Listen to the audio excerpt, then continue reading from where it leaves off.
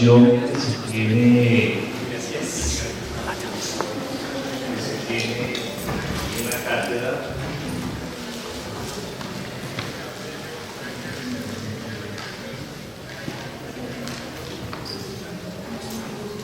Sí, en la cátedra, el tema que vamos a abordar hoy sobre Macarenco. ¿Saben quién es Macarenco? ¿Alguien nos puede decir? ¿Alguna idea o ha leído algo sobre Macarenco? ¿Quién es? ¿Quién es Macarenco? Anton Semionovich Macarenko. Bueno, es un pedagogo, ¿no? Se dice que es un pedagogo ruso, pero pues en ese momento realmente Macarenko nace en una provincia de Ucrania, Kharkov, y en su momento pues Rusia era un imperio y pues tenía anexado grandes extensiones de territorio de lo que posteriormente fue la Unión Soviética y que hoy en día pues son repúblicas, digamos así, que ya no hacen parte del Imperio Romano a partir de la política de Gorbachev, que digamos que liberó entre comillas estos territorios que conocemos hoy como Ucrania, Letonia, Lituania, Estonia, bueno, grandes extensiones de territorios que hoy hacen parte, muchos de ellos, algunos hacen parte de la Federación Rusa, otros son repúblicas independientes y que tienen alguna influencia por la Unión Europea y que hacen parte algunos de la OTAN. De hecho, por eso Grecia no hace parte de la OTAN, pero es muy cercana a la OTAN y debido a que estaba solicitando el ingreso a la OTAN, pues digamos que eso provoca la respuesta rusa en cuanto a que pues los rusos veían que estaban en peligro su soberanía al ingresar Ucrania a la OTAN, pues eso permitía que en las fronteras de Ucrania con Rusia se colocaran armamentos y misiles que atentaban pues a la seguridad rusa. Esa es la respuesta que da Putin. Pero bueno, ese no es el tema que nosotros vamos a abordar, simplemente es como para que ubiquemos de dónde era Macarenko. Ahí vemos el mapa de Ucrania junto a Rusia, el lugar verde donde nació Macarenko. Es importante señalar que, porque la idea no es ver solamente a Macarenko en su propuesta pedagógica y didáctica, sino también contextualizarlo en su entorno socioeconómico y político. Y pues es necesario entonces hablar de la Rusia a inicios del siglo XX. Primero, pues Rusia era un país de los más atrasados de Europa, era un país prácticamente feudal, tenía una industria muy débil, pero la poca industria que tenía se concentraba en puntos muy concretos. La agricultura sigue siendo la base de la economía. El atraso se demuestra en el hecho de que el feudalismo ha desaparecido de manera oficial hace tan solo 40 años.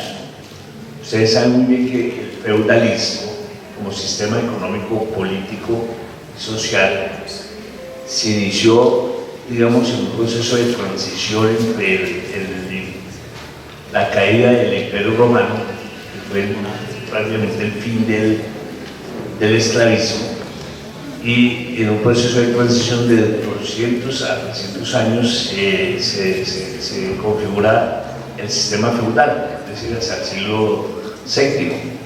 El Imperio Romano cae en el siglo V y hacia el siglo VII se configura el sistema feudal y se consolida.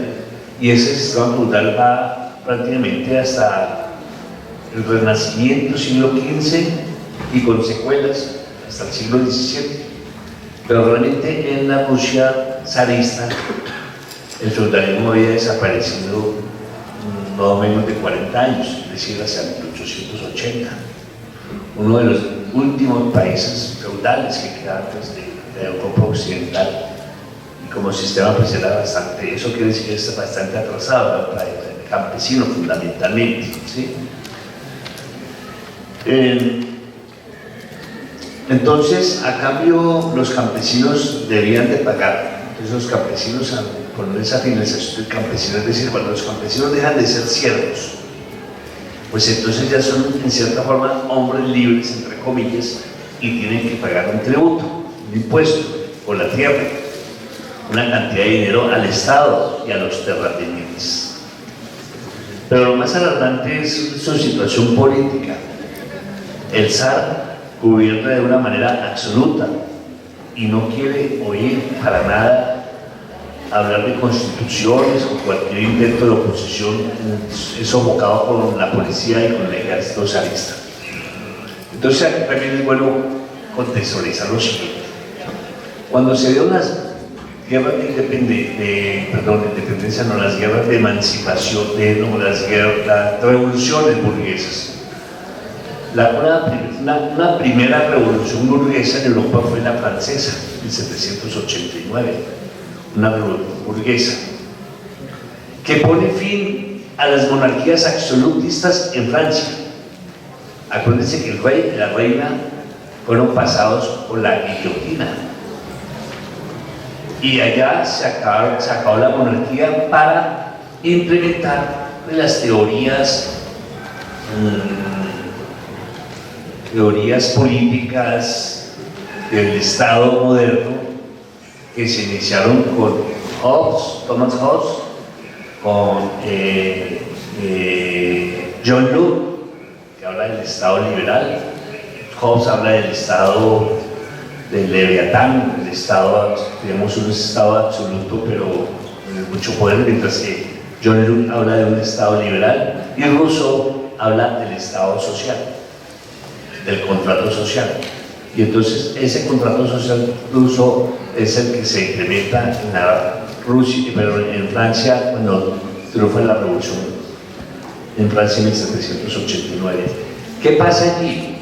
Que se pone fin a la estructura feudal que tenía Francia. Las fronteras feudales que existían en el interior de Francia desaparecen para constituir el Estado-nación, el Estado soberano, el Estado nacional. Digamos que es por primera vez que existen los Estados nacionales, a partir de ahí porque empiezan a estallar otras revoluciones burguesas en el resto de Europa. Porque la única manera de que se consolidara la revolución burguesa francesa era que estallaron otras revoluciones burguesas en Europa. No es posible la coexistencia pacífica de un sistema, de un país burgués capitalista y el resto de Europa coexistiendo con países o sistemas feudales. Son dos modelos totalmente contradictorios.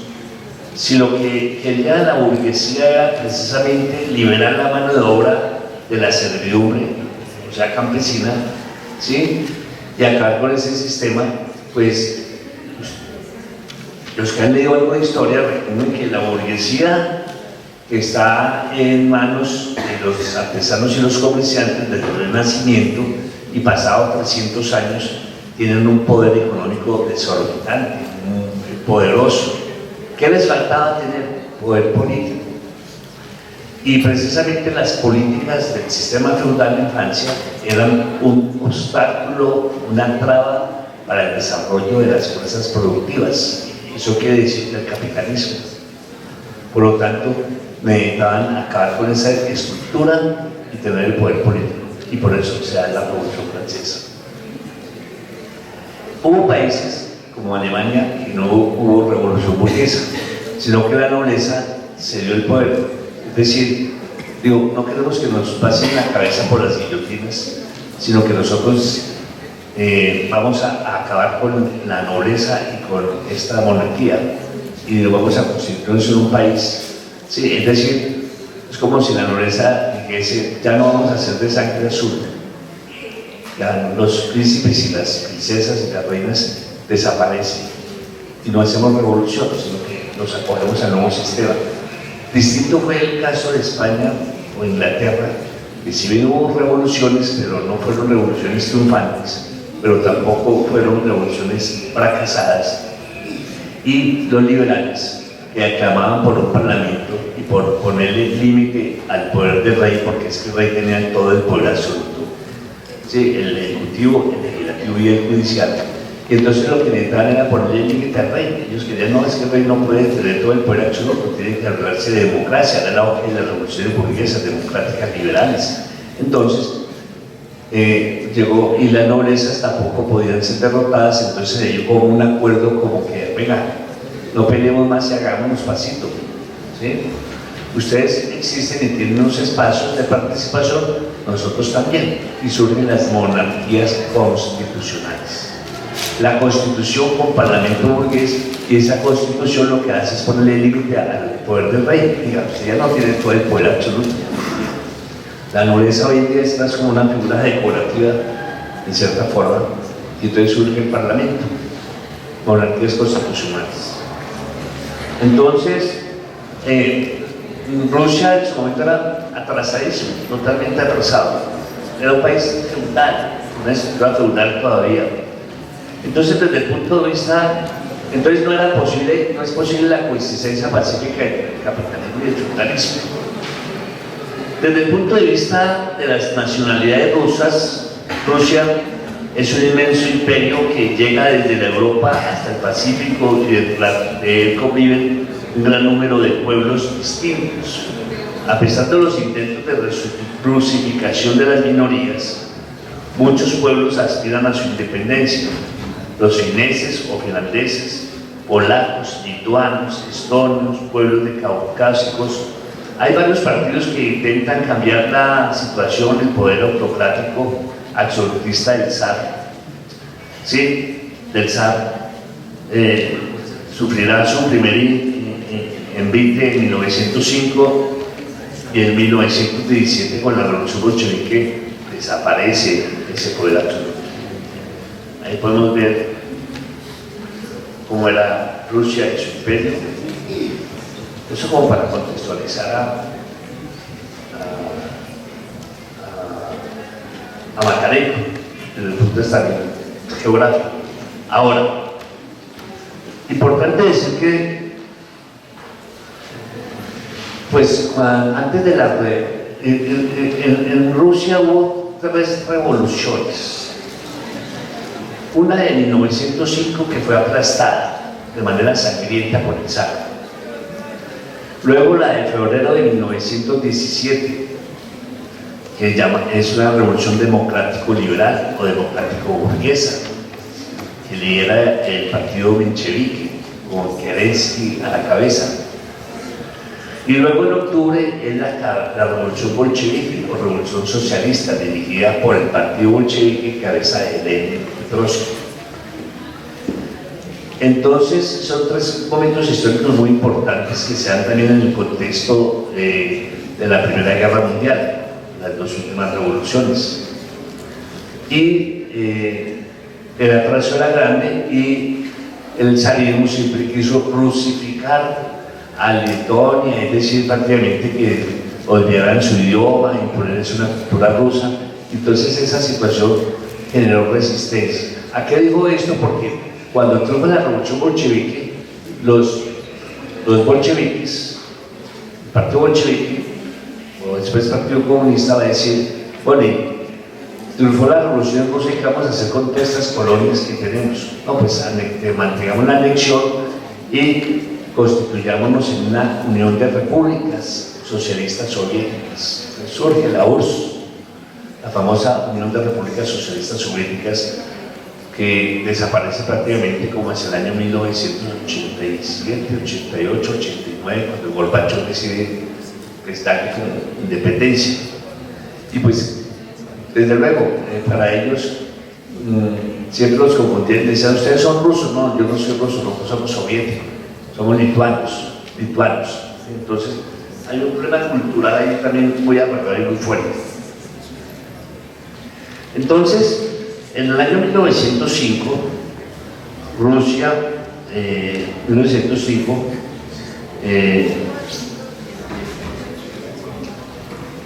a sus 17 años, en 1905, y 29 años en 1917, ¿sí?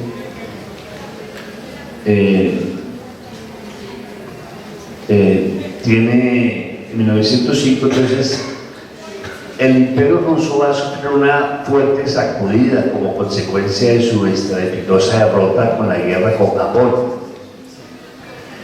en el Extremo Oriente, de la crisis económica y del hambre, que es lo que le queda al Imperio Ruso, hambruna y pobreza, como todas las guerras. Y entonces se da un domingo sangriento el 9 de enero del año 1905.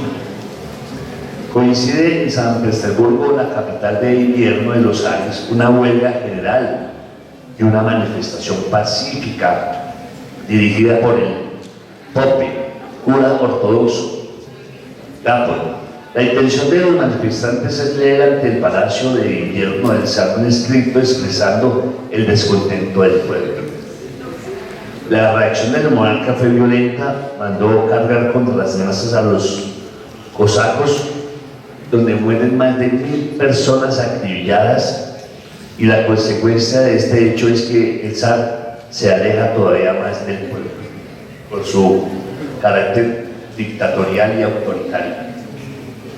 Y entonces vemos que Makarenko va a crecer en ese contexto, entre revoluciones, su adolescencia, su vida de joven y adolescente hacia la vida adulta. En febrero, pues ya les dije, fue una revolución democrática burguesa dirigida por los mencheviques, una revolución democrática burguesa. El partido bolchevique y Lenin no se adhirió a ese gobierno popular democrático burgués porque consideraba que eso no resolvía nada, y hacer unas alianzas con la burguesía o la oligarquía no era conveniente a los propósitos y los principios políticos del marxismo. Entonces, los bolcheviques siguen allí y en octubre de 1917 toman el poder. Makarenko era muy joven y simpatizaba con el movimiento revolucionario, y es una de las grandes consignas de Lenin cuando los soviets eran unos comités, lo podemos traducir al español como comité del pueblo. Entonces surgieron muchos comités de barrio, comité de jóvenes, comité de mujeres, comités de obreros, de fábricas, comités de parches, comités de artistas. Eso eran soviets, y toda esa reunión de esos distintos soviets o comités pues se reunían y eran una especie de organización social y popular, ¿sí? Los soldados que desertaban de la guerra también se organizaban en comités y se aliaban a los comités del pueblo, y entonces estos distintos comités iban constituyendo un comité regional o provincial de San Petersburgo, por decir algo, ¿sí? Es como si nosotros tuviéramos aquí el comité de la localidad tercera, el comité de la localidad cuarta, y de una de esas localidades se elegían un comité distrital en Bogotá, soviet en Bogotá y soviet en las regiones, y se fue constituyendo eso en el país. Entonces, eso eran organizaciones de base, de abajo, de base popular, no eran organismos burocráticos o por el clientelismo o el oportunismo político, sino que eran desde abajo.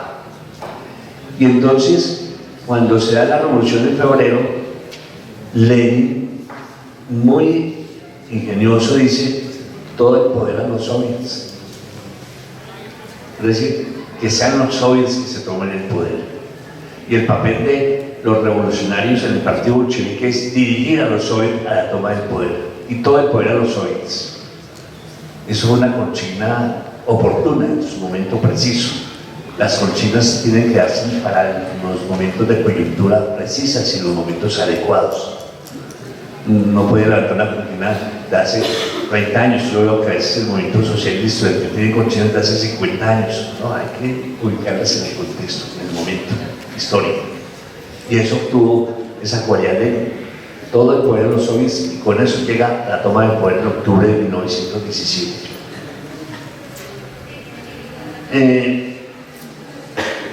En los inicios, en la vida del maestro Macarenko, él a los 17 años va a obtener el título de maestro. En 1920, ya después de la revolución, el triunfo del poder, le encargan que organice en las cercanías de Poltava, ciudad del sur de Rusia, una colonia para delincuentes menores de edad que recibió el nombre de Colonia Máximo Gorki. ¿Saben ustedes quién fue Máximo Gorki? Hay un libro hermoso de él que se llama La Madre. En ese lugar se recibía, él es un literato, ¿no? Escritor. En ese lugar se recibía a niños vagabundos cuyos padres perecieron durante la guerra civil o por epidemias y hambre, y quienes pronto se convirtieron en magníficos jóvenes inteligentes de alta moral y de gustos estéticos elevados. Entonces ustedes, vamos a recordar a todos esos niños que ambulan por las calles, quedaron huérfanos por la guerra o por las hambrunas, y vamos a llevarlos a una granja, una colonia, ¿sí? Para reeducarlos. Macarenko decía que si el adolescente es malo es debido a la carencia de un buen condicionamiento social. Solo con una experiencia social verdadera aprenderán a apreciar los valores de la sociabilidad y se producirá una regeneración interior. Entonces consideraba que era necesario un condicionamiento social, un ambiente adecuado, una experiencia social verdadera para poder reeducar y nuevamente integrar a estos jóvenes a la vida social. Entonces la colonia de Máximo Gorki, Macarenko condujo a la reducción humana, a la reeducación humana a todos aquellos muchachos mediante una constante dedicación, restituyéndoles la dignidad humana y social. Entregado a estas acciones, Macarenko creó un sistema pedagógico innovador, el cual se refleja a través de novelas, obras de teatro y guiones cinematográficos. Esa era como la didáctica y la metodología. La más notoria y querida obra del autor poema es el poema pedagógico, que representa personajes que viven fuera de sus páginas y son personificados por pedagogos, médicos, ingenieros, aviadores, etc. Máximo Gorki, para que ustedes sepan quién es, Máximo Gorki es un seudónimo del escritor ruso Alexis Maximovich Peskov, es el nombre de él original. Y se colocó ese seudónimo y así se conoce más por Máximo Gorki que por su nombre original. Nace el 16 de marzo de 1868 en Nizhny Novgorod, rebautizada como ciudad Gorki en su honor, y cuyo nombre mantuvo entre el 32 y el 91 en lo que se llamó la Unión Soviética. Muere el 8 de junio del año 36 en Moscú, considerado el iniciador de la escuela soviética del realismo socialista. Así es como se considera, digamos, en cierta forma, Gorki. De origen muy humilde, fue un claro ejemplo de formación autodidacta. Estamos hablando ya de Macarenko. Formación que pudo ampliar gracias a la protección del escritor Korolenko. Tempranamente realista y poético, suscitó el entusiasmo del pueblo ruso ya desde la publicación de su primera obra, Narraciones, en 1896. Describe con crudeza la miseria y el sufrimiento de las clases marginadas de la Rusia de los zares en la época del zarismo, introduciendo en la literatura rusa el tipo del vagabundo, el desheredado, el exhombre, entre comillas, como él le bautizó, personaje lleno de humanidad y optimista ante la desgracia. Y entonces ahí vemos a Macarenko con maestros y niños en la colonia, Máximo Gorki. De su filosofía pedagógica, entonces podemos decir que para Macarenko lo esencial en la escuela era el ideal de colectividad, de vivir en una comunidad bien organizada, con conciencia de ser un todo de intereses comunes y ayuda mutua que para su supervivencia debe estructurarse bien y seguir unas ciertas reglas.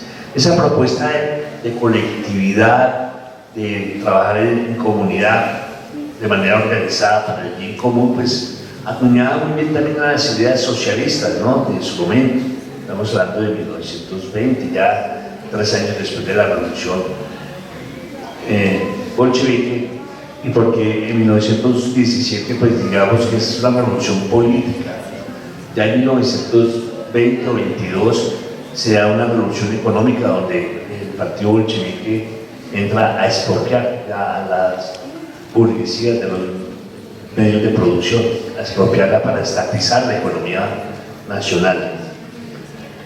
La escuela debía ser única, con una estrecha unión entre el trabajo intelectual y manual. La enseñanza para Macarenko ha de ser politécnica, de modo que se familiarice a los alumnos con la producción agrícola e industrial. Ese era como el propósito. Para el autor la disciplina no es un medio, sino que un producto de la educación. Es decir, para Macarenko la disciplina era fundamental. Es decir, es un aprendizaje moral, intelectual y afectivo de los individuos. Por ello es que rompe con la visión tradicional que la concibe como un medio y no como un fin. Entonces la disciplina no es un medio, tampoco es un fin, sino es una necesidad, como debe suceder también en la escuela. Una escuela o una institución que no tenga disciplina, pues probablemente sería un caos. El maestro para Macarenko, dice Macarenko, que el maestro debe ser autoridad indudable para los educandos. Recordar constantemente que la autoridad real se basa en su actividad ciudadana. Es decir, ¿cómo un maestro va a tener autoridad? Pues mediante su actividad ciudadana, en su sentimiento cívico, en sus conocimientos sobre la vida del niño, en su ayuda y en su responsabilidad por la educación de estos. Es decir, la autoridad está en tener esas cualidades y en tener el conocimiento apropiado. Un buen profesor necesita no solo un amplio conocimiento de la materia que imparte, de un plan de estudio, necesita ser entusiasta, cariñoso y empático, pero también firme y respetuoso, responsable, flexible y comunicativo. Estas, entre otras características, conforman las claves para ser un buen profesor, dice Macarenko. Y por eso entonces él propone la conformación de grupos de trabajo como metodología. ¿Qué es lo que pretendía Macarenko? A dividir a los niños en grupos pequeños, donde uno de ellos fuera el responsable. Para decir, vamos a dividir los grupos, vamos a conformar grupos pequeños y vamos a nombrar un coordinador en cada uno de los grupos. Lo que pretendía era crear la conciencia de grupo. Conciencia de grupo. Tuvo la idea de dividir a los niños en pequeños grupos estables de 4 o 5 niños, entre los cuales había un responsable. Esto permitía que se creara un grupo consolidado que favoreciera la reeducación de los niños. Y entonces aquí vamos a mirar cómo es que se mezcla la pedagogía de Macarenko con el marxismo. Si bien Macarenko comparte los ideales de la revolución socialista y las ideas marxistas en la educación, el modelo pedagógico marxista como modelo educativo de carácter revolucionario no puede ser aplicado en las instancias del capitalismo, pues este modelo busca desarrollar un pensamiento fundamentalmente crítico y paralelamente la enseñanza del bien común como valor supremo. Y entonces, claro, si eso en la escuela, en el mundo socialista, eso era imposible. No era posible, ni en el propio capitalismo, porque el capitalismo no promueve el trabajo del grupo, ni la coordinación, ni la solidaridad propiamente. Una aproximación desde Macarenko a que podemos decir que Macarenko se acerca a lo que puede ser una pedagogía social. Primero que todo, él rechaza las teorías de los otros grandes pedagogos, al considerar que no reflejaban la realidad de la enseñanza en la práctica cotidiana. La colonia de Gorky era un lugar en el que las teorías de Rousseau o la de los pedagogos de la escuela nueva no tenían cabida. Los niños no eran seres amables y dulces, buenos por naturaleza. La colonia Gorky fue un lugar de acogida de niños realmente problemáticos, huérfanos, delincuentes, con problemas graves de disciplina. Otro factor a tener en cuenta fue la escasez de medios. La colonia Gorky carecía de materiales y de posibilidades para adquirirlos. La Unión Soviética estaba sumida en una dura posguerra, una situación muy crítica, difícil desde el punto de vista social y económico. Así es que nos encontramos ante una pedagogía que, si bien nace de las circunstancias, no solo se ha quedado en la educación, sino que es aplicada también en el trabajo social. Y claro, si uno mira, la Primera Guerra Mundial se da en el año 1914, estalla en el año 1914 y termina en el año 1918. Y precisamente Carlos Marx en vida ya había fundado la Asociación Internacional de Trabajadores, conocida como la Primera Internacional Socialista, así se le conoce. Primera Internacional Socialista, se le acuñó después ese nombre de Primera Internacional Socialista. Y no la funda él solo, él la funda con Bakunin, uno de los ideólogos del anarquismo. Y pues eso funcionó hasta después de la muerte de Marx funcionó en vida de Marx y Bakunin. Y por esas diferencias un poco ideológicas, pero más que ideológicas eran de método revolucionario, porque los anarquistas pues se han propuesto siempre la abolición del Estado de manera directa. Y Marx decía, no, hay que hacer una revolución y actuar dentro del marco del Estado, digamos, dentro del Estado como un Estado transitorio, un Estado de transición para avanzar hacia el socialismo y luego hacia el comunismo, y ahí sí la abolición del Estado. Claro, pero la abolición del Estado, ese es otro debate, otra discusión. Es que para que desaparezca el Estado pues tiene que ser algo como simultáneo, ¿no? Simultáneo a nivel mundial. Porque cuando triunfa la revolución en 1917, la primera internacional llamada socialista,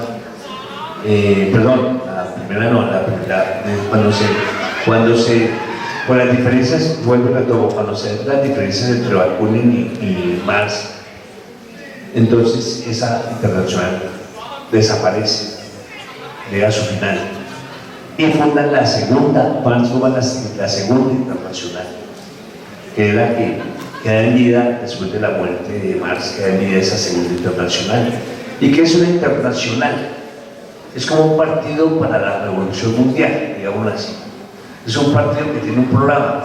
Podríamos decir que el programa mínimo o más bien, sí, el básico de una internacional podría manifestarse y podría ser el manifiesto comunista, ¿sí? Es como un programa para la revolución mundial. Y entonces los partidos políticos se suscriben a esa internacional. Entonces estaba el partido bolchevique en Rusia, estaba el partido socialdemócrata alemán en Alemania, estaba el partido socialista laboralista en Inglaterra, en Francia, cada partido, y todos hacían sus congresos y hablaban sobre cómo llegar al socialismo. Y entonces uno de los principios político-éticos de la Segunda Internacional era que el proletariado, el obrero es hermano del obrero, es decir, una especie de solidaridad, es decir, una identidad de clase, una conciencia de clase. Los trabajadores de todo el mundo son hermanos, de ahí la consigna proletarios del mundo unidos. Es decir, los trabajadores no tienen patria, no tienen nacionalidad, porque la patria y la nacionalidad divide a la clase trabajadora. La clase trabajadora los trabajadores son hermanos de clase, y para que eso se dé hay que tener conciencia en sí, una conciencia en sí. Y cuando ya tienen aspiración de poder, la conciencia para sí. Entonces, si algunos han leído sobre la revolución industrial en Inglaterra, el ludismo surgió como un movimiento revolucionario, pero el ludismo consideraba, y la clase obrera así lo vio también, era que las fábricas y las máquinas producto de la revolución industrial eran las causantes de su pobreza y su miseria, porque las máquinas desplazaban la mano de obra del trabajador y lo dejaba desempleado. Y cuando la clase obrera toma conciencia en sí, se da cuenta que no son las máquinas las causantes de su pobreza, sino son los dueños de esas máquinas, es decir, los dueños de los medios de producción que los han desplazado y los han marginado y con salarios de hambre, y que la lucha era contra el patrón y los capitalistas y los dueños de los medios de producción, y no por destruir las máquinas. Como hoy decir que es que la tecnología es la que ha generado desempleo. No, son los dueños de esos medios tecnológicos. Y entonces la clase obrera toma conciencia en sí, y por eso cuando estalla la Primera Guerra Mundial, en ese contexto, Macarenko pues vive joven, es entusiasta, es simpatizante de todos estos procesos, tiene ese contexto de revolucionario, sí, se forma en un ambiente revolucionario importante. Y entonces el partido bolchevique orienta, y que la Segunda Internacional Socialista orientara a sus partidos afiliados en cada país, era que Alemania, los obreros alemanes eran los que iban a la guerra, los campesinos alemanes que iban a la guerra, los obreros rusos y los campesinos rusos, que son los que van a la guerra, hermanos de clase, no se enfrentaban y se matasen entre sí, porque no estaban defendiendo ninguna patria, sino que había que regresarse a sus pueblos, a sus territorios, y derrocar al gobierno burgués y construir una hermandad, ¿sí? Que desaparecieran esas fronteras nacionales y constituir una federación de proletaria o algo así. Era como el ideal de los bolcheviques. Pero los socialdemócratas, el Partido Socialdemócrata Alemán consideró que eso era una traición posiblemente de los bolcheviques, que se habían aliado, ¿sí? Entonces que eso era como una trampa, y entonces cayeron algunos países en una concepción chauvinista, o sea, nacionalista, ese nacionalismo retrógrado de que hay que defender la patria, y entonces se cayó en esa situación, y esa Segunda Internacional se va a desvanecer. Y cuando triunfa la revolución bolchevique, ya después Lenin y Trotsky van a fundar la Tercera Internacional. Bueno, pero no voy a hablar de las internacionales acá, simplemente una anécdota para que ustedes contextualicen el ambiente de debate, discusión ideológica y política que se da en ese momento. Y claro, después de una guerra pues hay mucha muchedumbre, Y si ustedes conocen el origen de la escuela pública en Europa, pues obedece también a las circunstancias de problemas sociales. De hecho, la escuela pública surge precisamente como un dispositivo para poder controlar, vigilar y disciplinar el cuerpo infantil y juvenil de aquellos niños y jóvenes que deambulaban por las calles en miles y miles, conformando pandillas de ladrones, de delincuentes y todo. Entonces había un problema de orden social en la conformación de los estados modernos, y pues una manera de eso era la escuela pública, obligatoria y gratuita para pobres, porque los niños que andaban en las calles eran niños de obreros o desempleados, y era una situación social muy grande. Y entonces aquí también hay un problema de orden social muy fuerte en Rusia después de la revolución, y además de eso, que el partido bolchevique, cuando toma el poder, ¿sí?, inmediatamente se retira de la guerra, llega a unos acuerdos y unos pactos y trata de reconstruir nuevamente la sociedad, pero no era muy difícil porque tuvo que enfrentar a los contrarrevolucionarios, conocidos como el Ejército Blanco. El Ejército Blanco, un ejército contrarrevolucionario muy fuerte, conformado por milicianos y mercenarios de todos los países de Europa, para avanzar hacia Rusia y derrocar esa revolución. Igual lo hicieron también cuando quisieron derrotar la revolución burguesa francesa en 1789. Igual ha sucedido siempre en todas las revoluciones. Por ejemplo, cuando fue la revolución cubana, pues trataron de mandar un ejército contrarrevolucionario para poder aplastar esa revolución. Igual pasó con la revolución sandinista en Nicaragua, en este caso impulsadas por el imperialismo norteamericano. Entonces siempre los imperios o las grandes potencias tratan de aplastar estas revoluciones. Entonces era un problema de orden social muy fuerte, y eran miles de jóvenes y niños que deambulaban por las calles. Entonces vamos a tener aquí la influencia de la teoría marxista en Macarena. Entonces ya ustedes se imaginan el contexto social, económico, político, están los fundamentos teóricos del marxismo, ¿sí? Marx era de los que planteaba la necesidad de que los hijos de los obreros fueran a la escuela, mientras que los anarquistas decían: los hijos de los obreros no pueden ir a la escuela burguesa, nosotros tenemos que crear nuestras propias escuelas para que los niños sean educados con valores del pensamiento proletario, porque allá los van a enajenar y los van a adoctrinar las escuelas burguesas. Marx decía: no, hay que ir a la escuela pública, la clase obrera no tiene como manera de financiar la escuela pública, hay que ir a esa escuela pública, pero que en esas escuelas no se enseñe religión, ni economía, ni filosofía, ¿sí? Que sean las ligas obreras las que, de ahí donde salgan los maestros para que dicten estas materias. Bueno, pero esas eran las discusiones que se daban.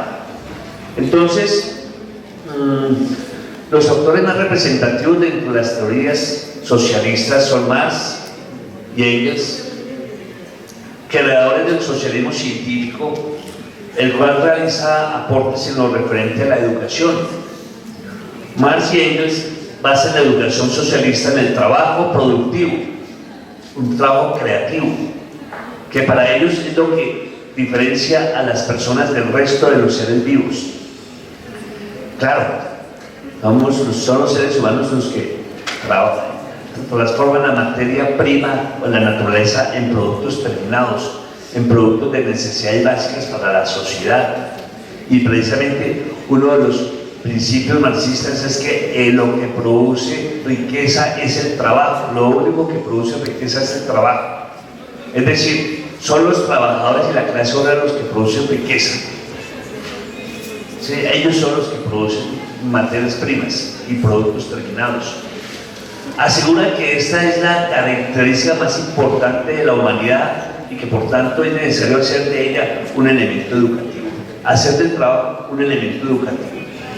De hecho, una fábrica trabajar en una fábrica o trabajar en el campo, ¿cierto? Eso es una experiencia, es un proceso de formación. Y el trabajo es lo que hace al ser humano. Un ser humano sin trabajo se siente desdichado, se siente que no tiene ingresos y pues desempleado es una situación difícil. Sin embargo, también el trabajo aliena y enajena a la persona, al obrero, que no le permite pensar y avanzar para que la clase obrera tenga conciencia en sí y para sí. Porque el trabajo también enajena. Si ustedes ven la película de Charlie Chaplin, Tiempos Modernos, ahí muestra Chaplin cómo hay una escena donde el obrero termina enajenado, ¿cierto? Cuando está pegando botones, que sale caminando, haciendo la misma actividad donde ya está en la calle. El trabajo también enajena, pero también se plantea desde el marxismo cómo desajenar al hombre y liberarse, tomando conciencia en sí. Pero importante lo del trabajo. Entonces, esta influencia de la teoría marxista de Macarenko, su propuesta es que todo niño mayor de 9 años trabajara 2 horas diariamente en una fábrica, lo cual contextualmente no es considerado explotación infantil, dice él, ya que en el Estado comunista los niños y los jóvenes también son dueños de los medios de producción. Distinto es que un niño trabaje en una fábrica y sea explotado, como sucedía en la revolución industrial, donde los niños y mujeres eran explotados de manera miserable, y los hombres también, con jornadas de 16 hasta 18 horas diarias de trabajo. Recuerden que cuando surgen las revoluciones burguesas y se empiezan a conformar los estados nacionales, no existía ningún código del trabajo, no existía ninguna legislación laboral que dijera el obrero tiene derecho a un descanso, a unas vacaciones remuneradas, tiene una seguridad social, tiene prestaciones sociales, tiene un seguro de salud, tiene un seguro para la pensión, para asegurar la vida. No existía ninguna legislación de ese tipo, ni los derechos del niño, ni nada por el estilo. De hecho, los niños existían, pero eran vistos como adultos pequeños. No existía la categoría de infancia. La infancia no es una categoría biológica, sino una categoría social histórica que surge precisamente con la escuela, con los aportes de la pedagogía moderna y de la psicología y el derecho. Y entonces, claro, cuando toman esa propuesta de Jan Amos Comenius, en su obra La didáctica magna del ideal pansófico, el ideal pansófico acuñaba muy bien a la configuración de las escuelas modernas, de una educación simultánea múltiple para todos, estandarizada, casi que homogénea, podía educarse en masas y la gratuidad pues se da allí. Entonces, pero explotaban la mano de obra y Macarenko dice, los niños que van a la fábrica van en un proceso de aprendizaje, es un proceso de formación. Allí no se les está explotando porque las fábricas no tienen dueño o un patrón. Las fábricas son del Estado. Estamos en un Estado y una sociedad socialista, decía él. Entonces se iban allá a trabajar 2 horas diarias, era una experiencia política y de trabajo. La razón de ser de este hecho reside en lograr que la nueva sociedad comunista valore de igual forma el trabajo manual y el trabajo intelectual, sin hacer distinciones de salario o prestigio social, ya que se trata de una sociedad sin jerarquías. Pretenden entonces que los niños se formen a través de la educación polivalente, es decir, la educación integral con el trabajo productivo. Y entonces, claro, pues en una sociedad socialista el trabajo manual se paga igual que el trabajo intelectual. Es decir, aquí en las sociedades capitalistas se valora el trabajo intelectual, se remunera muy bien por el trabajo intelectual, el trabajo manual no. Resulta pues que en una sociedad socialista no puede ser que usted gana más y usted gana menos por la labor que usted hace. Es que usted como barre las calles, ¿sí? Y recoge las basuras de las calles y usted gana el salario mínimo. porque tu trabajo es manual, no es valioso. Y pues, si es un trabajo valioso, todos los trabajos son valiosos. Y entonces la remuneración debe ser equitativa, y también incluso hasta por número de hijos. Como esta familia tiene 4 hijos, pues no va a ganar igual, va a ganar el doble de la familia que gana, que tiene 2 hijos, por trabajo y por las necesidades. Eso es el socialismo. Pero bueno, eso es como el ideal, pero eso parece que no funcionó muy bien en la Rusia, la Unión Soviética socialista, por otras razones históricas. Porque el Partido Bolchevique, que después se va a llamar Partido Comunista, pues el Partido Comunista se va a burocratizar.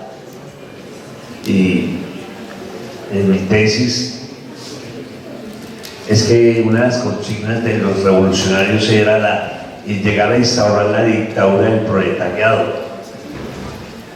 Y el proletariado, para llegar al poder, necesita de un partido revolucionario, es decir, el partido del proletariado.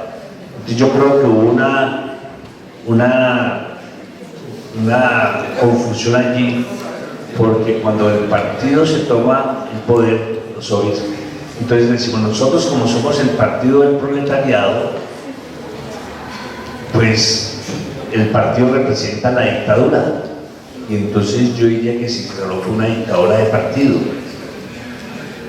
en cierta forma. Me disculpan de pronto los compañeros que militan o que tienen formación comunista, y posiblemente se puede interpretar aquí, pero las cosas hay que decirlas como son. Y ese partido se burocratizó. La clase media que no asistió, que no participó en la revolución, que estuvo resguardada en sus casas, que es la oportunista, que se acomoda siempre, vio la posibilidad de ascenso social afiliándose al Partido Comunista. Si yo soy afiliado al Partido Comunista, tengo más posibilidades de lograr conseguir un puesto con el Estado. Y entonces el Partido Comunista se burocratiza, y a Stalin le cae como anillo al dedo esa teorización después de la muerte de Lenin, pues se toma el poder, y entonces se instaura, y le cae muy bien ese tipo de manejo autoritario. Hay que reconocerle pues muchas cosas a Stalin, ¿sí? La derrota del nazismo en la Segunda Guerra Mundial, pero también hay que reconocer de manera crítica todos los métodos y el genocidio que cometió contra sectores, incluso revolucionarios, después de la Revolución Bolchevique. Entonces, aquí vamos a encontrar en este contexto ya bastante convulsionado la pedagogía de Makarenko.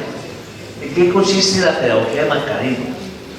Se basa en la práctica y en la experiencia, como ya hemos dicho. Esto fue lo único que le ayudó a solucionar los problemas reales que se vivían en la colonia Gorky. Debido a las características con las que los niños llegaban a la colonia, Makarenko afirmó que el niño no es ni bueno ni malo por naturaleza, sino que es la educación la que decide este aspecto en última instancia. Pues claro que a él le tocó también una situación muy difícil, no eran niños de familia, de buenas costumbres, sino que eran niños y jóvenes que ya llevan 2, 3 o 4, 5 años en las calles delinquiendo para poder subsistir. No era fácil, y muchos fueron llevados de manera voluntaria. Entonces, para solucionar los problemas que se vivían en la colonia, Makarenko basó su pedagogía en 2 puntos principales: la creación de la conciencia de grupo, por un lado, y el trabajo productivo. Es decir, por eso cuando conforman grupos dice, es necesario conformar grupos y necesito que cada grupo tenga conciencia de su ser como grupo. Y la manera de ganar conciencia es a través del trabajo productivo. Todos trabajan. No es que uno se tira la locha y el otro, no, sí, no es que el hermano va a construir trabajo y yo le regalo para la gaseosa. No, todos trabajan, todos producen. Y hay un coordinador, un responsable, sentido de responsabilidad del trabajo colectivo. Y entonces, ahí vamos a encontrarle el sentido a la experiencia que él propone. Pero la experiencia demostró que esta conciencia de grupo se remitía solo a este pequeño grupo estable. Así que Macarenco decidió crear grupos inestables de trabajo destinados a tareas extraordinarias, como la recogida de la cosecha o plantar, etc. Porque claro, cuando se crea un tipo de identidad de grupo, pues entonces ahí vienen las competencias entre grupos, o de manera desleal. Y entonces había que crear conciencia de grupo, pero también de los colectivos de los grupos. Entonces dice, formados por un integrante de cada grupo. La responsabilidad también variaba, ya que Macarenco considera que los niños debían aprender tanto a obedecer como a mandar. Es decir, ustedes tienen que aprender a obedecer, pero también tienen que aprender a mandar. Y entonces era, porque para mandar hay que saber, para mandar hay que saber. El que no sabe mandar se vuelve autoritario, se convierte en dictador. El que no sabe mandar, el demócrata tiene que saber mandar. Gracias. Carlos, mira, bueno, sí está bien, gracias. Entonces, es importante eso y es lo considerado fundamental, decía Macarenco. Entonces, ¿qué pretendía Macarenco con el trabajo colectivo? Que la comunidad se impusiera sobre la individualidad, lo colectivo sobre lo individual, por lo que nos encontramos con actividades tales como teatro, que genera un trabajo colectivo, los coros, las bandas musicales, ¿sí? Todo eso genera que haya un trabajo colectivo para que funcione.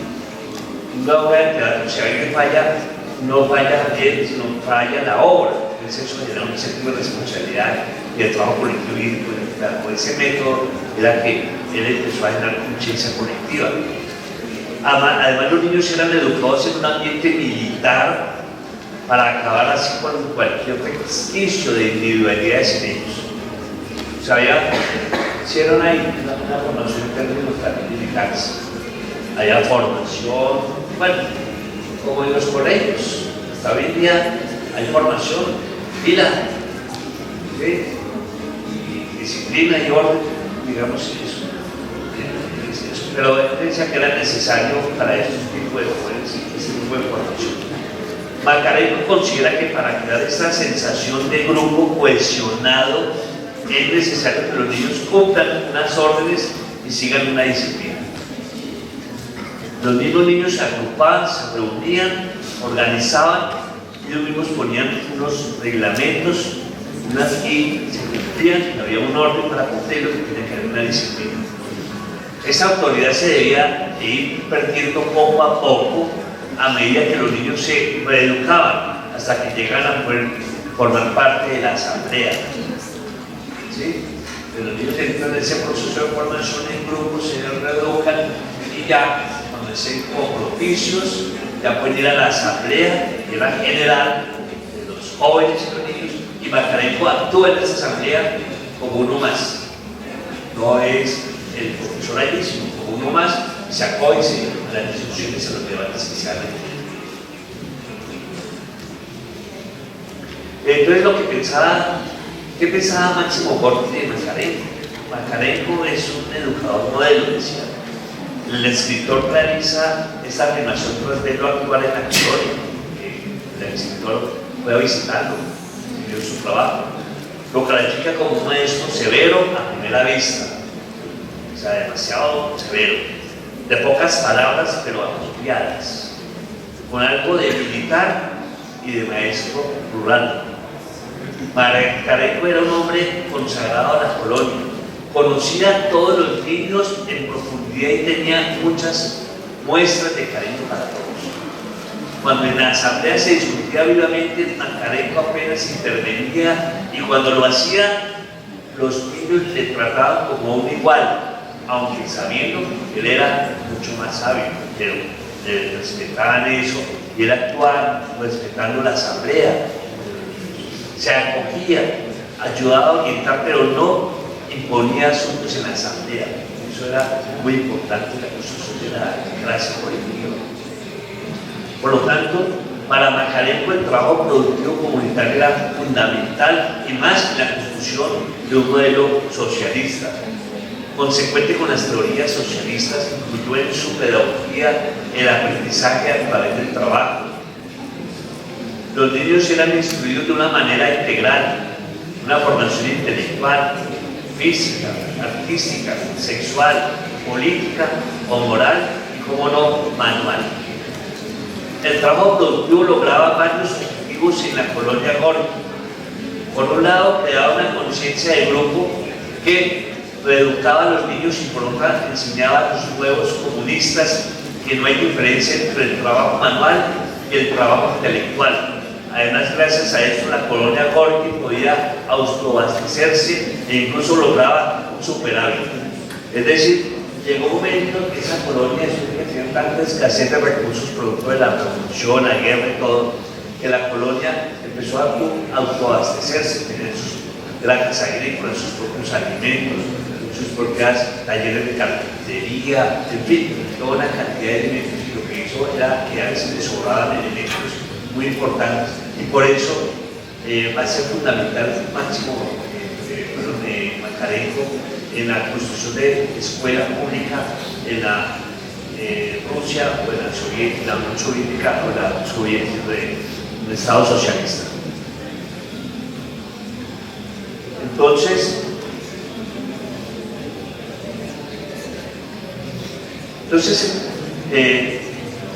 se puede mencionar a Macarenco como un revolucionario, como el pedagogo de la revolución para una nueva sociedad. Macarenco fue docente en una sociedad que inauguraba en la historia humana el camino de la revolución socialista y verá en ello la gran posibilidad de desarrollar una obra educativa que por fin no se encontraría encorsetada por los efectos distributivos de la opresión social provocada sobre los alumnos. Y eso es muy importante. Esa escuela, las primeras escuelas que se van a construir en una nueva sociedad, en un nuevo modelo de desarrollo social, económico, como es el socialismo, con un nuevo régimen político como es el socialista, que independientemente de que haya los conflictos y las tergiversaciones del régimen de gobierno que se han dado entre Lenin, Trotsky y Stalin, ¿no? Esas diferencias que no son como, digamos, el eje central de la discusión hoy, pero sí es importante tenerlo en cuenta, porque así como la escuela pública surge con el Estado moderno y la burguesía de la escuela es un dispositivo muy importante para el control, la disciplina, la vigilancia y el disciplinamiento del cuerpo infantil y juvenil, algo muy importante aquí, ¿cierto? Y no solamente un dispositivo para encerrar al cuerpo infantil y juvenil en la escuela pública y tener control sobre ellos, sino también un sitio donde era un cierto epistémico, un lugar para poder, digamos, formar, adoctrinar de cierta forma. También en la escuela socialista se ve esa posibilidad, pero con unas características distintas. No se trataba en la escuela solamente de controlar y disciplinar, sino de formar a unos ciudadanos con el pensamiento socialista, de la construcción colectiva, del trabajo productivo, ¿sí? Y formar a la nueva generación de socialistas en esta sociedad que se requería formar jóvenes y personas con un pensamiento colectivo, socialista y no ese que es por lo que nos enseñan nosotros como capitalistas. ¿Sí? Cuando ustedes estén en la universidad se gradúen, ustedes no sé si van a estar organizados para defender sus derechos colectivos o si no, sálvese que puedan. Más bien yo creo que los veré compitiendo en los concursos que se hablan del distrito con la nación, compitiendo a ver quién se gana el concurso. ¿Sí? Y pues con la alegría suficiente de ganar un concurso de trabajo con el distrito y con la meta que no haya podido pasar, pero le haya bien, chao. Eso es lo que nos forma el capitalismo. Entonces, es algo importante. esa escuela, para esta nueva sociedad. La construcción del socialismo será para Macarenco la fuente única de la que fluirá la educación. En la fusión de la tarea revolucionaria con la tarea pedagógica, buscará una educación plena, desprovista de distorsiones producidas por la dominación de clase. Porque de una u otra manera la burguesía a nosotros, la sociedad nos tiene enajenados de una u otra manera a través de los medios de comunicación y a través de la escuela y a través incluso de la familia y de las instituciones, para que pensemos de una u otra manera y no de otra. Vivir y reinarás. La construcción del socialismo será para Macarenco la fuente única de la que fluirá la educación. En la fusión de la tarea revolucionaria con la tarea pedagógica buscará esa educación plena. De lo que se trata entonces para él es de poner en pie firmes construcciones de futuros socialistas. Es decir, sobre la base de la formación de jóvenes socialistas y jóvenes revolucionarios serán los que van a defender, ¿sí?, cualquier atentado contra la revolución triunfante. Se necesitaba, porque cuando fue la revolución bolchevique en 1917, los que fueron a enfrentar al ejército blanco contra el revolucionario fueron los cuadros políticos militantes del partido bolchevique, que tenían conciencia de clase, conciencia política, que sabían muy bien que si la contrarrevolución avanzaba y aplastaba la revolución, la construcción del socialismo no sería posible. Y quienes tuvieron conciencia de ello fueron los cuadros políticos, los que estuvieron al frente de la guerra, y fueron los que fueron sacrificados en la guerra. ¿Quiénes dirigían? Pues los que tienen que dirigir una revolución o enfrentar una contrarrevolución son los más avanzados, los que tienen conciencia de clase y conciencia política. No pueden enviar a una persona que no tenga conciencia porque flaquea ante el proceso. Y entonces los grandes cuadros son los que no quieren. Y por eso, cuando el Partido Comunista se burocratiza, pues esos grandes cuadros ya no estaban ahí. Y eso es lo que hace que clase media se acomode allí, que no tiene conciencia de clase, y eso hace que se acomoden, ¿sí? Como yo tengo un mejor puesto, afiliándome al Partido Comunista, ¿sí? Y eso fue lo que se llevó, y ese es el tema de la burocratización, que todavía existe en China, en Cuba, incluso. Eso se da. Entonces, solo el trabajo produce riqueza. Claro, ya lo dije. No basta por a una persona. Comprar a una persona o reeducarla no es fácil, difícil. Desenajenar a una persona es muy difícil. ¿Cómo yo desenajenar a una persona que cree que si se mete en una piscina en Semana Santa es un pecado divino? Y cómo cambiar ese pensamiento para que piense de manera distinta no es fácil. Era preciso entonces educarla de un modo nuevo, no solo para hacer de ella un miembro inofensivo y seguro de la sociedad, sino para convertirla en un elemento activo de la nueva época. Eso es lo que una cita del poema pedagógico, de su obra, el poema pedagógico. En el marco de una sociedad de escasez inapropiada para el desarrollo de las relaciones sociales, socialistas y la supervivencia frente a un mundo circundante, tan hostil como superior económicamente, este supremo objetivo político, educativo, tendrá un creciente sentido político. Por eso, en la propuesta económica y el plan de desarrollo de la naciente Unión Soviética era importante aumentar el desarrollo de las fuerzas productivas para superar la pobreza, la miseria, poder llevar a la sociedad en las necesidades básicas, ¿cierto? Satisfacer esas necesidades básicas y tener un superávit de producción, ¿cierto? Y también empezar a ser exportador. Por eso se ve el crecimiento grandioso a través de la escuela de la Unión Soviética, algo fundamental, claro. Ya que después, ¿cómo es que entra en crisis económica la Unión Soviética? Bueno, eso es otra historia, pero aquí lo que hay que construir es la propuesta pedagógica, cómo encaja muy bien con el modelo socialista y todo el tema de la producción colectiva. Entonces, el sentido del trabajo macarenco desde la infancia recomienda a los padres que acostumbren a sus hijos desde pequeños a realizar tareas que no les interesen, que les resultan poco agradables, con objeto de que se habitúen a buscar en el trabajo no el entretenimiento, sino su utilidad y necesidad social. Esta educación será eficaz cuando se llegue al punto de que el niño ejecute tareas desagradables pacientemente, sin quejas y paralelamente con su crecimiento adquiera una sensibilidad tal que el trabajo menos grave llegará a proporcionarle placer y se comprenda su utilidad social. Desde los niños hay que disciplinar en casa, es decir, de acuerdo proporcionalmente a su edad. Bueno, lave su plato, ¿cierto? Tienda su cama, cosas elementales que nosotros lo sabemos muy bien para que haya un aprendizaje adecuado, ¿cierto? El tema de los buenos hábitos y la disciplina y el trabajo de solidaridad que debe haber en un núcleo familiar, sino es un trabajo colectivo. De hecho, un núcleo familiar es una colectividad. Todos tienen que aportar proporcionalmente, ¿sí? No uno recostarse frente al otro, desde luego.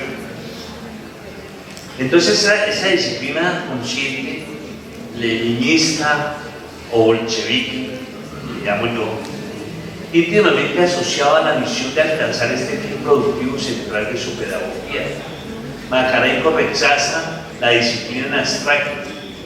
Para él la disciplina debe estar ligada a un objetivo, a alcanzar que el disciplinado considera necesario. Las necesidades soviéticas dictaban fines productivos y en una sociedad dirigida hacia el socialismo, estas necesidades no pueden ser más que sociales o políticas. Por lo tanto, el educando tomará conciencia de la necesidad de la disciplina cuando sea consciente políticamente. Disciplina consciente y adhesión al socialismo serán inseparables. Y desde luego, cuando se toma conciencia de la necesidad de la disciplina, es porque existe una conciencia política. Y cuando se entiende una conciencia política, se define una sociedad y se define un Estado y se define una revolución. Si no hay conciencia política, no hay defensa de la revolución. Los que saldrán a defender la revolución son aquellos que tienen conciencia política. Los oportunistas se irán para sus casas, se encerrarán en sus casas y saldrán a las calles después de que triunfe la revolución, a ver cómo se acomodan en la nueva sociedad. Por lo tanto, entonces, el sentido entonces, de la disciplina leninista en la educación de Macarenko es el resultado de esta disciplina en el hábito, o es el hábito del trabajo creativo, es el hábito que será antinómico del hábito del artesano, ese propio hábito de trabajar, de una disciplina, de una rutina también diaria, ¿cierto? La disciplina se predica sobre un colectivo, se trata de un colectivo organizado, con una adecuada división del trabajo. Solo de la organización colectiva dirigida a metas ligadas a sus fines sociales pueden desprenderse los criterios disciplinarios inseparables entonces de las responsabilidades. Entonces aquí la disciplina no es la disciplina porque así nomás. No, aquí la disciplina tiene un sentido de conciencia social y de conciencia política. Y si no hay disciplina, no hay conciencia política. Y si no hay conciencia política, no hay disciplina. Yo recuerdo mis colegas acá, que somos de la imagen, cuando éramos jóvenes, estudiantes universitarios, fueron ustedes, que en nuestras militancias, en esa época no existía el internet, el WhatsApp. Una cita era una situación de disciplina. La cita es a las 5 de la tarde en tal lugar, y no es que se llegue después, ni tampoco antes, era la hora, por un problema de seguridad. No es como el WhatsApp, no, espérate, que voy tarde. Sí, WhatsApp, ya tengo. No. La disciplina porque es una seguridad que ponía en peligro la existencia de un colectivo político. organizado. Y más en la década de los 80, donde en el país la guerra sucia y el paramilitarismo incursionaron con todo su furor, donde aumentaron los desaparecidos, los desplazamientos, el exilio, la persecución, el asesinato, donde se inicia el genocidio de la Unión Patriótica y el asesinato selectivo de muchos militantes de la lucha y del Partido Popular, de las organizaciones sindicales y profesionales en Colombia en la década de los 80. Por eso es importante esto que está planteándose desde Macarenco, el tema de la iniciativa. De lo individual y lo colectivo en la sociedad socialista. En este marco, de este modo, la mente individual no se quedaba solo con la satisfacción de cumplir con su deber individual en un marco colectivo, como sí ocurre con los ámbitos disciplinados en abstracto, donde la obediencia es fin en sí misma, sino que solo encontrará su realización personal en la obtención de la meta por parte del colectivo y gracias a la conciencia política en el aporte a la edificación social. Pero como señalamos, no podemos evaluar la pedagogía de Macarenco ni ninguna otra en la mera relación de sus propios términos. Es imprescindible observar su vinculación vital con las estructuras sociopolíticas que la anidan. Y estas serán a finales de los años 1920 y comienzo de los años 30 profundamente sacudidas. La comprobación de la Unión Soviética no fue un proceso fácil.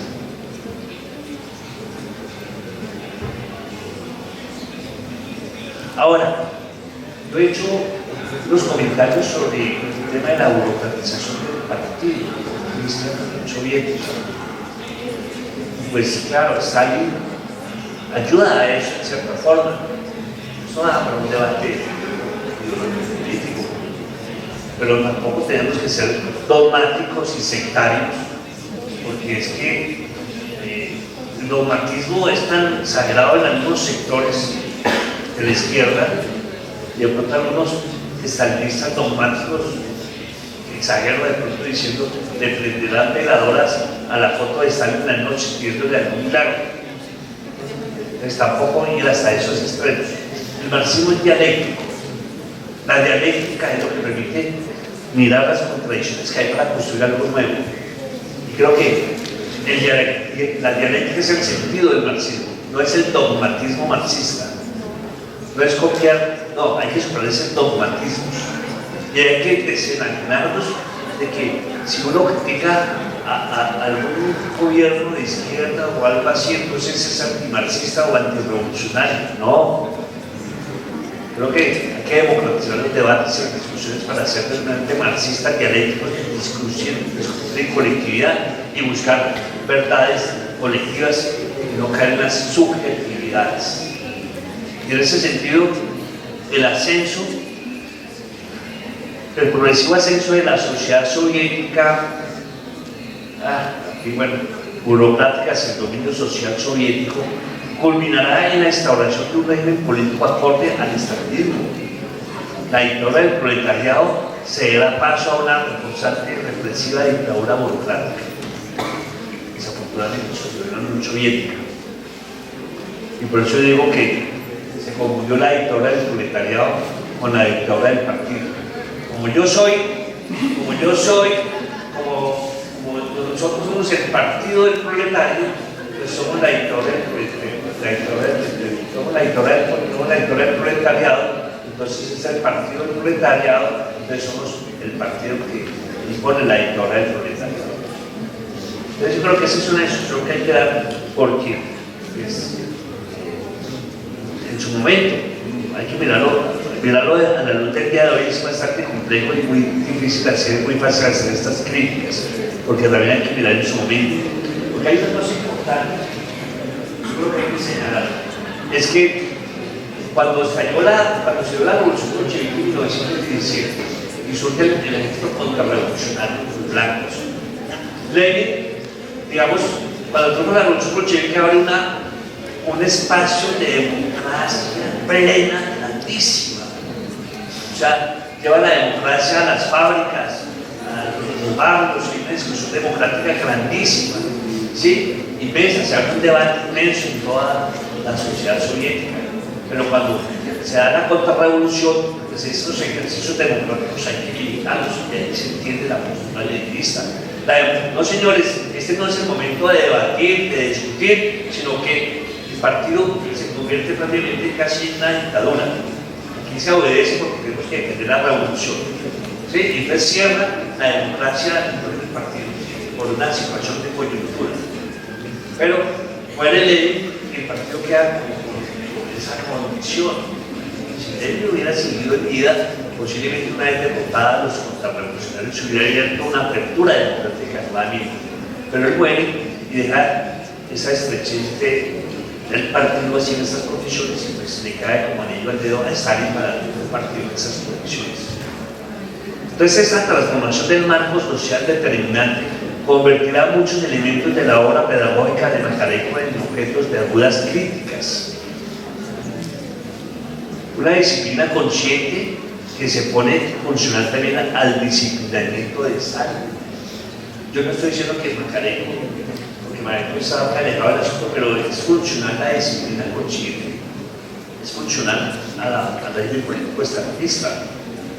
La disciplina consciente de Macarenko era así concordante con las necesidades del régimen estalinista, o lo era en cuanto al doble carácter que presentaba la sociedad de la que el estalinismo era emergente, una estructura tendiente a la socialización de los medios de producción sobre la que se había erigido una burocracia subordinada de esa estructura, a la vez que poseedora de intereses contrapuestos a esa tendencia. El estalinismo, manifestación política de dicha burocracia, reflejaba en sí mismo esta contradicción. Solo en tal carácter podía otorgar a este disciplinamiento un carácter positivo. La estructura sobre la que se había erigido demandaba su desarrollo productivo. Y entonces aquí encontramos unos... Y quiero decir esto porque es que de una u otra manera las diferencias entre Stalin y después con Mao Zedong para la revolución china, siendo países fronterizos, y si fue una revolución que era comunista en Rusia, en China, ¿qué pasó? Que no lograron una confederación socialista. ¿Qué pasó allí? ¿Por qué? Porque además que Stalin desarrolló una teoría que me parece absurda y equívoca: la construcción del socialismo en un solo país. Es decir, no vamos a exportar la revolución a las afueras, sino que vamos a enseñar aquí la construcción del socialismo en un solo país. Y es una teoría equívoca porque no es posible la coexistencia pacífica entre el socialismo y el capitalismo. No es posible. No es posible la coexistencia pacífica entre el socialismo y el capitalismo. Son dos modelos totalmente contradictorios que se enfrentan a muerte. No es posible. Y pues eso generó pues situaciones de diferencias, y por eso después van a ser revoluciones socialistas que estallan, pero se encierran en un solo país: Corea, Vietnam, Cuba, China. Entonces no avanzaron hacia la conformación de federaciones socialistas o estados socialistas. Bueno, debemos ir avanzando en la posibilidad de la desaparición del Estado, como decía Marx, de manera transitoria. Pero el Estado no puede desaparecer mientras existan estados capitalistas. Entonces se requiere como medio transitorio, necesario. Y entonces, por eso surgen movimientos que quieren como desligarse del maoísmo, como del stalinismo, pensamientos más acordes con pensarse más de una realidad mucho más, o una idiosincrasia mucho más cercana, y por eso también surgen movimientos guevaristas, calvinistas, ¿sí? De hecho, el Ejército de Liberación Nacional es un movimiento guevarista, calvinista, castrista. Entonces, más no quiere simpatizar con la revolución cubana, como más latinoamericana, y bueno, pero eso es parte de otra discusión de cierta forma, ¿cierto? Pero indudablemente que el socialismo pasa por un país primero, por el Estado, por ahí es avanzando. De hecho, si en este momento de coyuntura que se vive en América Latina, de gobiernos democráticos de izquierda, si no se avanza a una integración latinoamericana, que se pierde una oportunidad histórica importante. Y entonces, ya para ir terminando, aquí creo que da espacios para debates en lo pedagógico y en lo político. Y entonces encontramos que las figuras de Macaneco son las que están señaladas aquí. El poema pedagógico, banderas sobre las torres, problemas de la educación escolar soviética, un libro para padres con conferencias a los padres sobre educación infantil. La bibliografía, pues, que ustedes pueden ir a esta Virchones,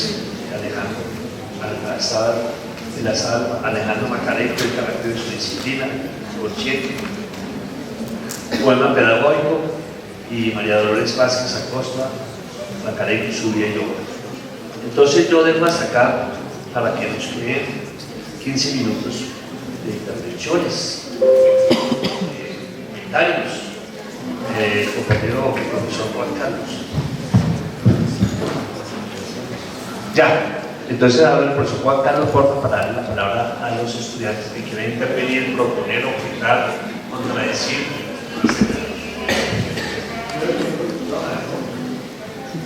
Bueno, compañeros, yo quisiera apuntar algo.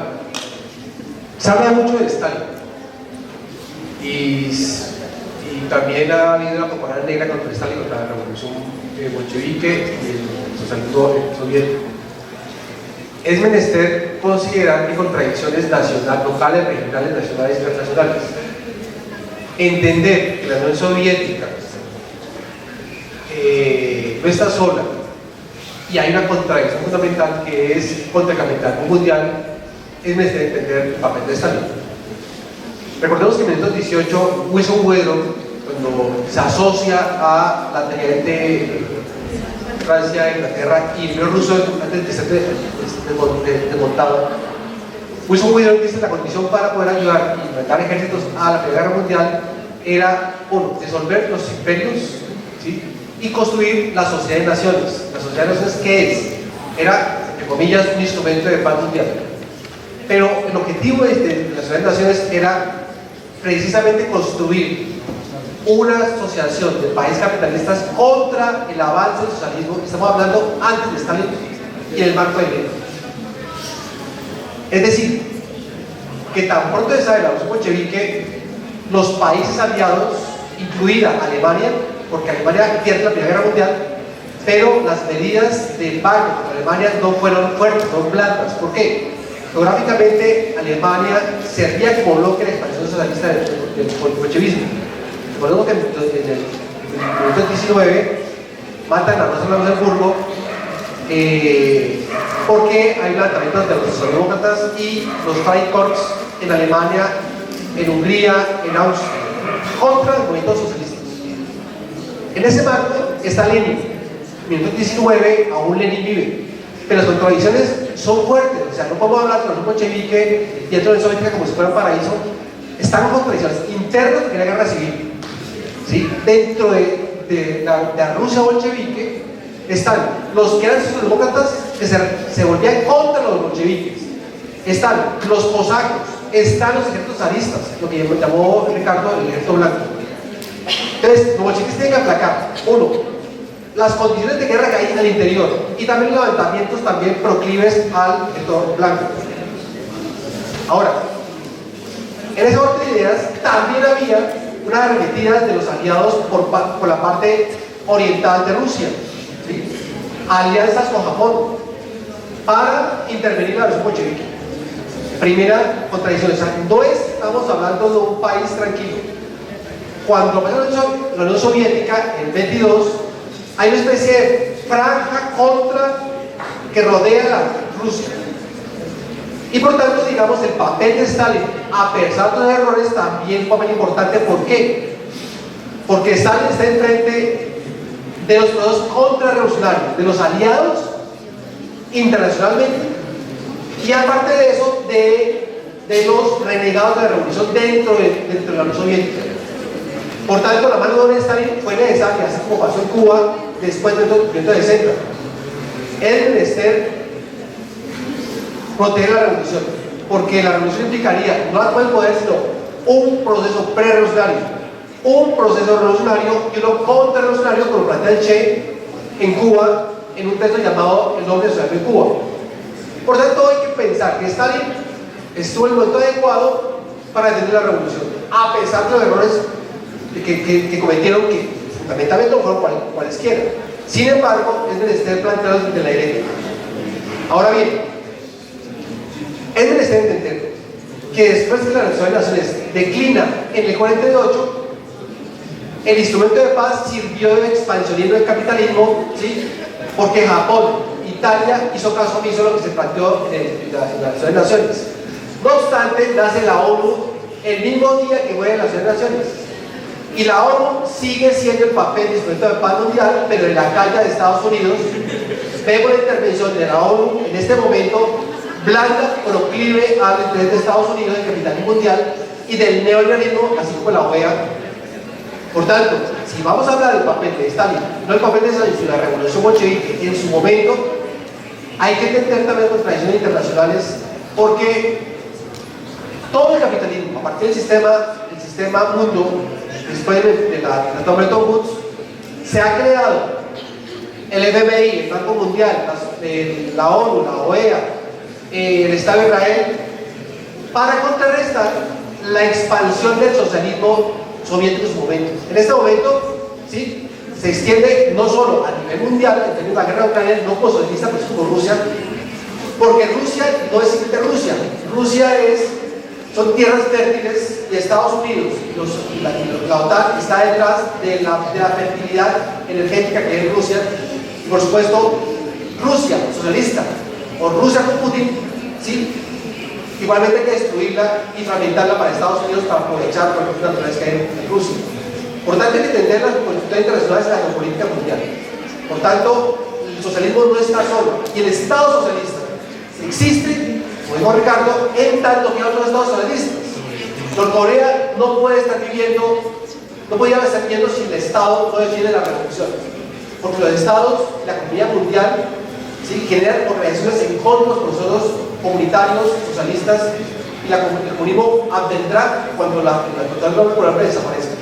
Por tanto, es necesario entenderlo, porque la educación de Makarenko y la educación en general es importante en tanto que debe estar adecuada a las condiciones materiales de existencia, y si la educación pretende la igualdad, las condiciones materiales deben ser exactamente igualdad, si la tierra no debe ser de algunos pocos, sino un beneficio de toda la humanidad.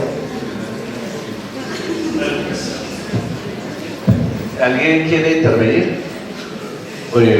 Preguntar, una pregunta, un comentario, alguna duda, alguna inquietud, alguna observación, una contradicción, una confrontación, algo. ¿No, nada? Bueno, no sé si tienen los profesores alguna intervención, nos quedan 5 minutos, ¿no? Si no hablan es porque ya a esta hora ya se empieza a sentir como hambre, ¿cierto? Es hora del almuerzo. Entiendo, comprendo. Bueno, entonces muchas gracias por escuchar. Muy amable.